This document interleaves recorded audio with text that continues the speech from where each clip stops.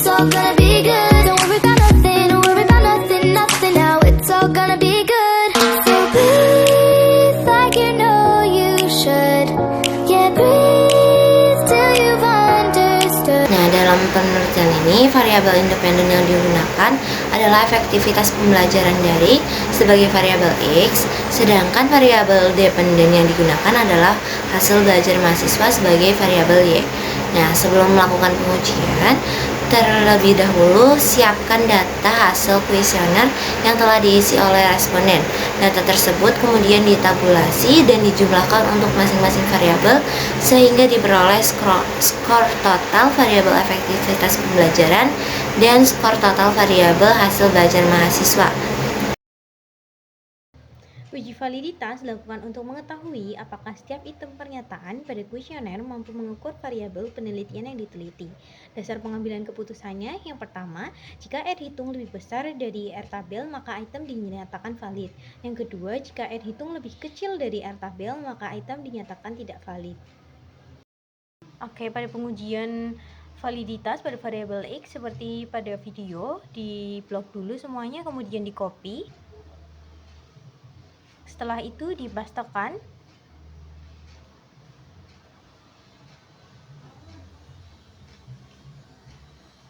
Kemudian ketik pada data view. Di name itu dipencet di ctrlf. Pencet ctrlf, kemudian di replace.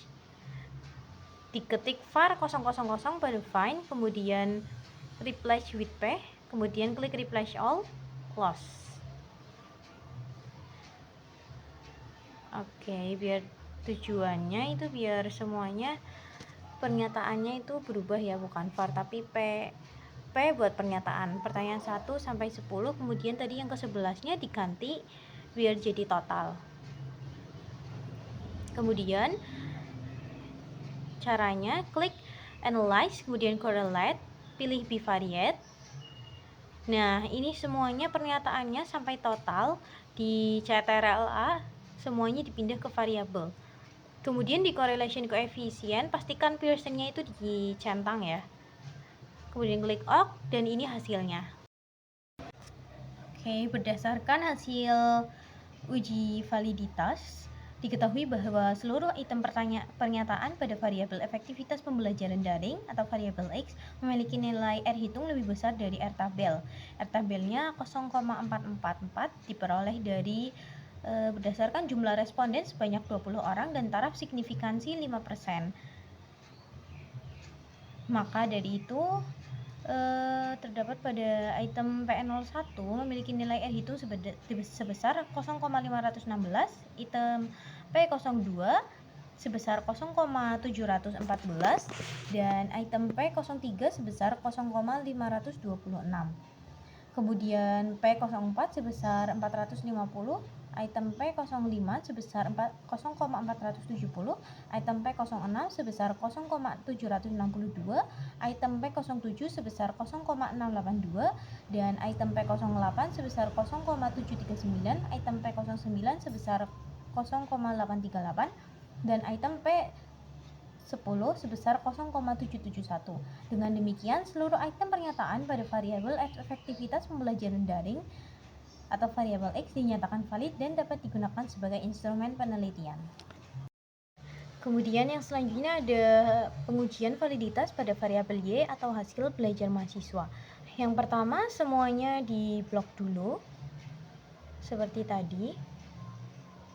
Dari pernyataan 1 sampai total, tapi hanya nilainya saja. Terus kemudian dipastekan ke data view. Oke, selanjutnya pada variabel view, ctrlf, kemudian ketik var 000 pada menu replace, kemudian replace with p untuk pernyataan, kemudian replace all. Oke, seperti tadi pada pernyataan 11 diganti total, kemudian klik lagi data view, klik analyze, correlate, bivariate, ctrla, pilih semua pernyataan termasuk total, masukkan ke variabel, dan Jangan lupa pastikan Pearsonnya sudah dicentang. Kemudian ini adalah hasilnya. Berdasarkan hasil pengujian validitas pada variabel hasil belajar mahasiswa atau variabel Y, diketahui bahwa item P01 memiliki nilai R hitung sebesar 0,732, item P02 sebesar 0,740, item P03 sebesar 0,702, item P04 sebesar 0,717, item P05 sebesar 0,767, item P06 sebesar 0,832, item P07 sebesar 00682 dan item P08 sebesar 0,616. Seluruh item tersebut memiliki nilai R hitung lebih besar dari R tabel sehingga dinyatakan valid. Sementara itu, item P09 memiliki nilai R hitung sebesar 0,385 dan item P10 sebesar 0,343. Kedua item tersebut memiliki nilai R hitung lebih kecil dari R tabel sehingga dinyatakan tidak valid. Dengan demikian, dari 10 item pernyataan pada variabel hasil belajar mahasiswa atau variabel Y, terdapat 8 item valid dan 2 item tidak valid, yaitu P09 dan P10. Secara keseluruhan, dari 20 item pernyataan yang diuji, terdapat 18 item yang memenuhi kriteria validitas dan 2 item yang tidak memenuhi kriteria validitas. Oleh karena itu, instrumen penelitian secara umum telah memenuhi syarat validitas dan dapat digunakan untuk analisis selanjutnya. Klik analisis, kita pilih scale. Nah, ada pilihan variability analysis, kita pilih itu ya teman, lalu kita blok dari P sampai 10. Nah, bagian totalnya tidak usah diikuti ya teman-teman. Lalu kita tanda panah, klik statistik yang ada di pojok sebelah kanan. Nah, di sini kita pilih scale if item dilihatnya di centang ya, lalu continue, modelnya model apa, lalu oke. Nah, ini tampilannya ya, kita lihat reliability statistiknya, countback alpha-nya 838, lalu end of itemnya 10. Sini kita klik analisis, lalu pilih scale, klik reliability analysis.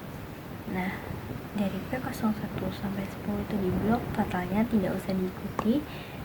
Lalu tanda panah biru, kita klik statistik yang ada di pojok kanan, lalu bagian scale if item dilihatnya dicentang, lalu continue. Nah, modelnya alpha, lalu kita oke. Nah, ini tampilannya ya, seperti ini. Reliability statistiknya, compact alpha-nya 848. Nah, end of itemnya 10. Nah, ini kita name akan diisi dengan variabel X dan Y. Desimal kita akan nolkan.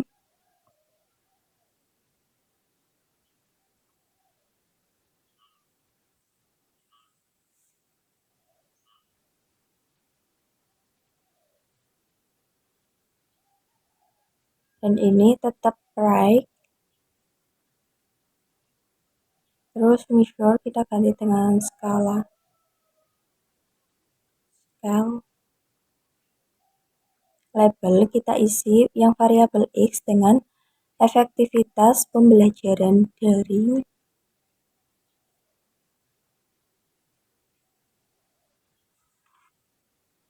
Dan yang Y kita isi dengan hasil belajar mahasiswa.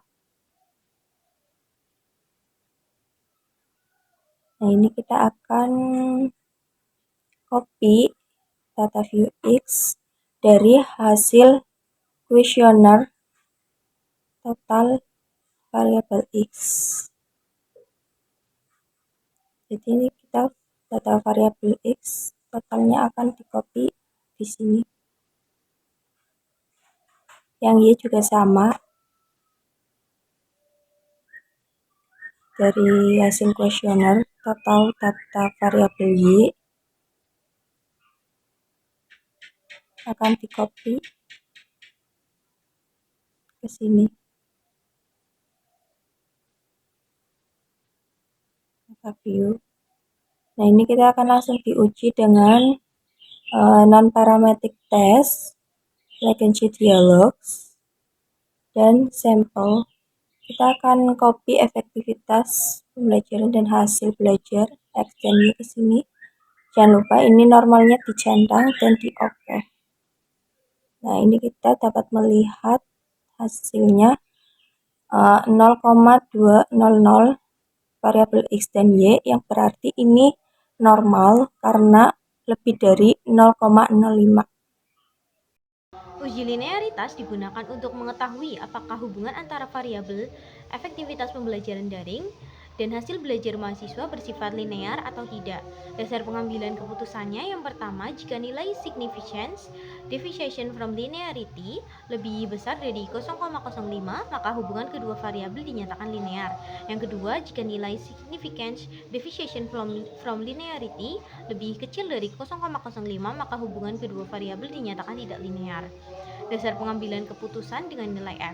Yang pertama, jika nilai F hitung lebih kecil dari F tabel, maka ada hubungan yang linear secara signifikan antara variabel independen dan variabel dependen.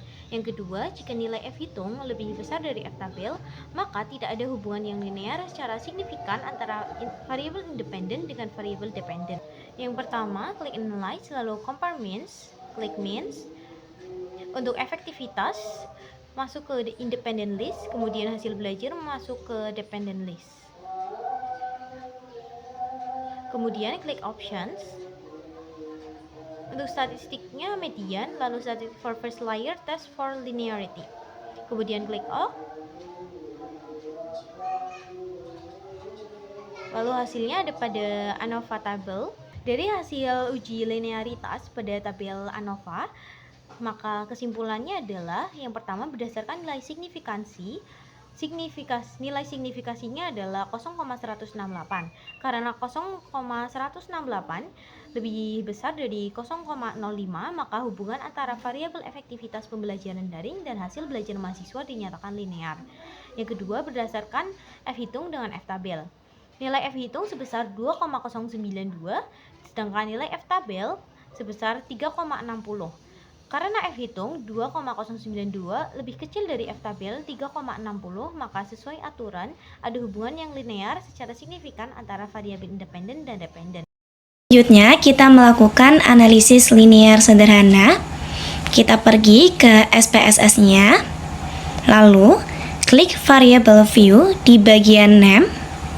Kita isi dengan nilai X dan nilai Y. Untuk desimal kita nolkan semuanya. Lalu kita pergi ke label. Nah, untuk label ini kita masukkan nilai Y, yaitu hasil belajar mahasiswa, dan nilai X, yaitu efektivitas pembelajaran daring. Kita pergi ke Excel-nya, kita copy dulu yang bagian Y, hasil belajar mahasiswa. Lalu kita pindahkan ke SPSS-nya. Sama juga yang nilai X dari Excel, kita pindahkan ke SPSS-nya. Hal ini untuk mengetahui pengaruh efektivitas pembelajaran daring terhadap hasil belajar mahasiswa. Kalau udah semuanya, kita pergi ke bagian data view. Nah, ini ada nilai X sama nilai Y. Nah, kita pergi ke bagian Excel-nya. Untuk bagian total di nilai X, kita semuanya dari 50 sampai 42 di copy, lalu pindahkan ke SPSS-nya. Di sini kita paste. Jangan lupa yang Y juga sama. Total Y dari 50 sampai 44 ini kita pindahkan di SPSS-nya. Nah, kalau udah semua, coba dicek lagi apakah udah benar. Nah, udah di copy semua, kita pergi ke tahap selanjutnya. Kita langsung pergi ke bagian analis. Kalau udah ketemu, kita pergi ke bagian regression. Untuk bagian regression, kita klik bagian linear.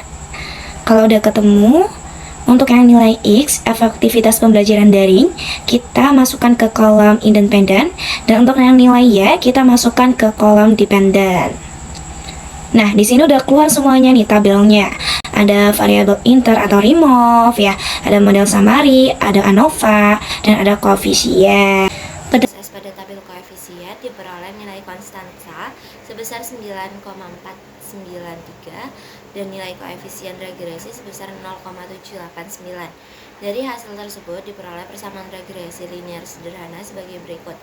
Y sama dengan 9,493 plus 0,789 X. Berdasarkan persamaan tersebut, nilai konstansa sebesar 9,493 menunjukkan bahwa apabila variabel efektivitas pembelajaran daring bernilai 0, maka nilai hasil belajar mahasiswa sebesar 9,493.